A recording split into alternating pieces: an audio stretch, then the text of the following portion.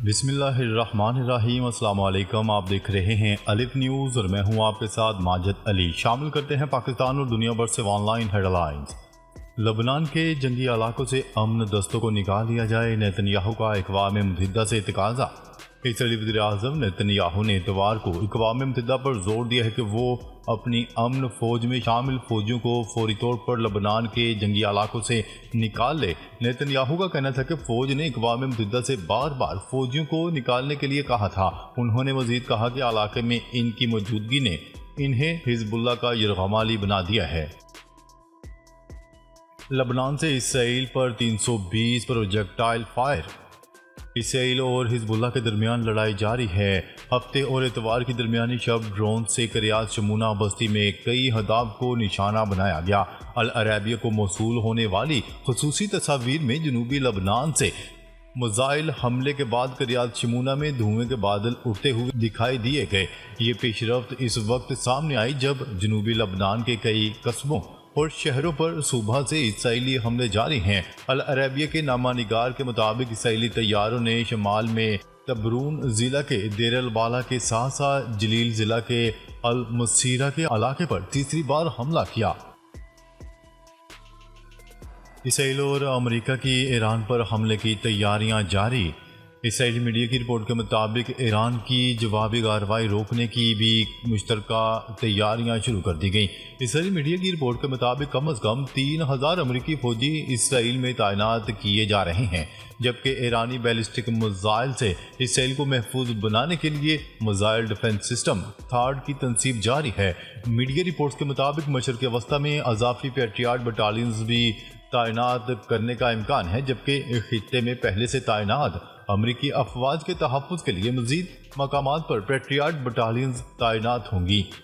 Patriot امریکی فوج کا اینٹی بیلسٹک میزائل سسٹم ہے جو جدید فضائی انٹرسیپٹر میزائل اور ریڈار سسٹم کا استعمال کرتا ہے۔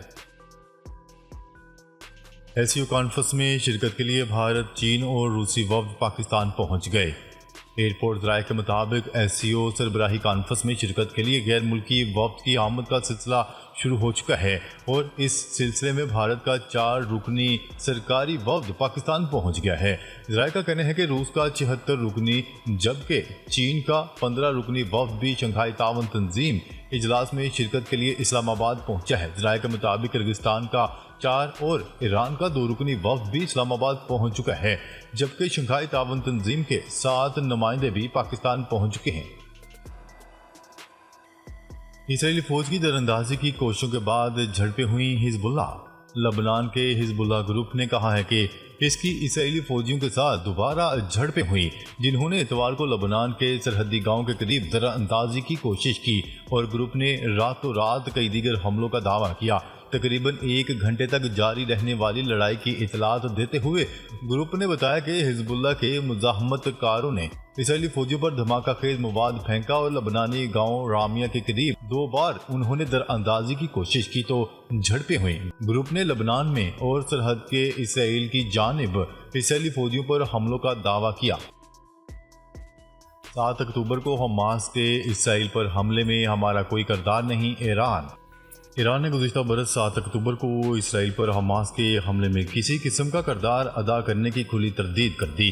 ایرانی خبرساں ادارے کی رپورٹ کے مطابق امریکی اخبار نیو یارک ٹائمز اور وال اسٹریٹ جرنل نے اسرائیل پر گزشتہ برس کیے گئے حماس کے حملے میں ایران کی معاونت سے متعلق سوالات اٹھائے تھے۔ پاکستان اور امریکی بحریہ کی مشترکہ مشقیں۔ بحیرہ عرب میں پاکستان اور امریکی بحریہ کی مشترکہ مشقوں کا انعقاد کیا گیا۔ ISPR کے مطابق بحری مشق میں پاک بحریہ کے جہاز PNS بابر جبکہ امریکی بحریہ کے جہاز USS اوکین نے شرکت کی۔ مشق کے دوران مختلف بحری آپریشنز کا مظاہرہ کیا گیا۔ مشق میں شریک امریکی بحریہ کے جہاز کے کمانڈنگ آفیسر نے commander Pakistan fleet rear admiral Abdul Muneeb سے بھی ملاقات کی۔ یہ بحری مشقیں علاقائی امن اور استحکام کے لیے پاک بحریہ کے عزم کی مظہر ہیں۔ جھڑپ میں 2 اسرائیلی فوجی زخمی، تاریخی مسجد شہید۔ لبنان کے جنوبی علاقے میں اسرائیلی فوج نے مذہبی آزادی اور بین الاقوامی جنگی قوانین کی خلاف ورزی کرتے ہوئے ایک مسجد کو نشانہ بنایا۔ لبنان کے سرکاری میڈیا کی رپورٹ کے مطابق جنوبی علاقے کے گاؤں تبنیت میں اسرائیلی فوج نے بم برسائے، جس میں ایک پرانی مسجد مکمل طور پر تباہ ہو گئی۔ مسجد پر حملے سے مسلمانوں میں غم و غصے کی لہر دوڑ گئی۔ حملے کے وقت خوش قسمتی سے مسجد میں کوئی شخص موجود نہ تھا، جس کے باعث جانی نقصان نہیں ہوا۔ ایران نے تمام پروازوں میں پیجز اور واکی ٹاکیز پر پابندی لگا دی۔ لبنان میں حزب اللہ کے زیر استعمال ہزاروں پیجز اور واکی ٹاکیز میں ہونے والے دھماکوں کے بعد ایران نے تمام پروازوں میں موبائل فون کے سوا باقی تمام مواصلاتی آلات پر پابندی عائد کر دی۔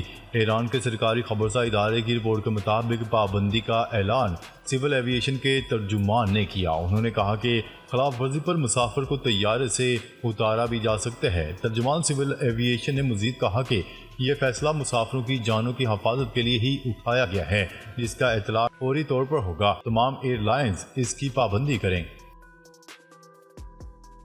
اسرائیل ایران میں فوجی ڈھانچے یا توانائی کی تنصیبات کو نشانہ بنا سکتا ہے۔ امریکی میڈیا۔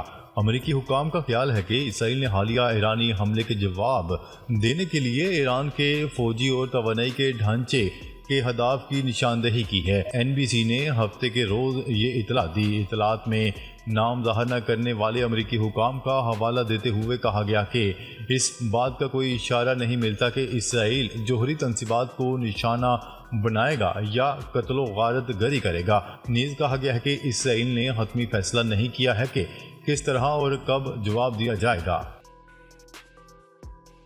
اقوام متحدہ امن فوج میں فوجی بھیجنے والے ممالک کی اسرائیلی حملوں کی شدید مذمت۔ لبنان میں اقوام متحدہ کی عبوری فوج میں فوج بھیجنے والے 40 ممالک نے ایک مشترکہ بیان میں فوج کے امن دستوں پر حملے روکنے پر زور دیا ہے۔ اتوار کو شائع ہونے والے بیان میں کہا گیا، لبنان میں اقوام متحدہ کی عبوری فوج میں تعاون کرنے والے ممالک کے طور پر ہم اقوام متحدہ کے مشن اور سرگرمیوں کے لیے اپنی مکمل حمایت کی تصدیق کرتے ہیں۔ بھارت روس کو ممکنہ ٹیکنالوجی منتقل کرنے والا دوسرا بڑا ملک بن گیا۔ بھارت نے روس کو ایسی ٹیکنالوجی منتقل کرنے سے بھی گریز نہیں کیا ہے جو عالمی قوتوں نے روس کو دینے پر پابندی عائد کر رکھی ہے۔ بھارت ان پابندیوں کی خلاف ورزی کرتے ہوئے روس کے لیے ممنوعہ ٹیکنالوجیز کا دوسرا بڑا سپلائر بن گیا۔ امریکہ اور یورپی حکام نے اس معاملے کو اجاگر کیا اور کہا یہ ایک چیلنج ہے کہ ولادیمیر پیوٹن کی جنگی مشینری کو یہ ٹیکنالوجی منتقل کر کے ایندھن فراہم کیا جا رہا ہے۔ بھارت نے روس کو جو مبینہ آئٹمز برآمد کی ہیں ان میں مائکرو چپس، سرکٹس اور مشینوں کے پرزے شامل ہیں۔ ان کی مالیت ماہ اپریل اور مئی کے دوران $60 ملین سے زیادہ رہی ہے۔ چینی وزیر اعظم آج 4 روزہ دورے پر پاکستان پہنچیں گے۔ ترجمان دفتر خارجہ ممتاز زہرا بلوچ کا کہنا ہے کہ چینی وزیر اعظم وفد کے ہمراہ پاکستان پہنچیں گے۔ وزیر اعظم شہباز شریف سے ملاقات بھی کریں گے۔ چینی وزیر اعظم کے ہمراہ وزراء اور سینئر حکام بھی ہوں گے۔ چینی وفد میں وزیر خارجہ، وزارت تجارت، قومی ترقیاتی اصلاحاتی کمیشن کے نمائندے بھی ہوں گے۔ پاکستان میں بھارت سے کئی گنا زیادہ محبت ملی، ڈاکٹر ذاکر نائک۔ معروف اسلامی اسکالر ڈاکٹر ذاکر نائک کا کہنا ہے کہ پاکستان میں جو محبت ملی وہ بھارت سے کہیں گنا زیادہ ہے۔ ڈاکٹر ذاکر نائک نے گزشتہ روز لاہور میں نامور مبلغ مولانا طارق جمیل سے ان کی رہائش گاہ پر ملاقات کی۔ مولانا طارق جمیل نے ڈاکٹر ذاکر نائک کا گرمجوشی سے استقبال کیا۔ تحریک انصاف نے ڈی چوک کا احتجاج ملتوی کرنا عمران خان کے ساتھ ملاقات سے مشروط کر دیا۔ تحریک انصاف نے 15 اکتوبر کو ڈی چوک اسلام آباد میں ہونے والا احتجاج ملتوی کرنا بانی P T I Imran Khan کے ساتھ ملاقات سے مشروط کر دیا ہے۔ ذرائع کے مطابق تحریک انصاف کی کور کمیٹی اجلاس کے دوران پارٹی کے بعض اراکین نے شنگھائی تعاون تنظیم کے اجلاس کے باعث احتجاج ملتوی کرنے کی تجویز دی، جبکہ شہباز گل اور خالد خورشید سمیت دیگر ارکان نے احتجاج ملتوی کرنے کی مخالفت کی۔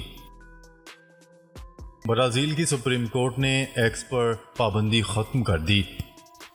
برازیل کی سپریم کورٹ نے ایلن مسک کے سوشل نیٹ ورک ایکس پر سے پابندی ہٹا دی۔ میڈیا رپورٹس کے مطابق برازیل میں ایکس کو جسے 1 ماہ سے زائد عرصے سے غلط معلومات کی وجہ سے روک دیا گیا تھا، اب اس پر سے پابندی ختم کر دی گئی ہے۔ ناظرین، اب تک کے لیے اتنا ہی۔ مزید خبریں لے کر بہت جلد آپ کی خدمت میں حاضر ہوں گے، تب تک کے لیے اپنا خیال رکھیے گا۔ اللہ نگہبان۔